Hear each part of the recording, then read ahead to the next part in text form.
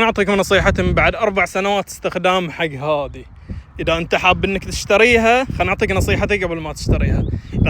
إذا تحس إنك راح تستمتع ولا راح تطفش بعد فترة وتسحب عليها، ولا تحس إنك ما راح تكمل، ولا تحس إنها يعني، أعطيك نصيحة واحد مجرب إنها 4 سنوات، اليوم بعد 4 سنوات ما زالت ممتعة، بس شوي لازم عندك فلوس كالعادة. يعني كأي شيء في الحياة لازم عندك فلوس عشان صيانة وأشياء وأمور، بس إنك راح تستمتع وما راح تطفش منها حتى بعد 4 سنوات. يعني سعرها يمكن فوق $10,000.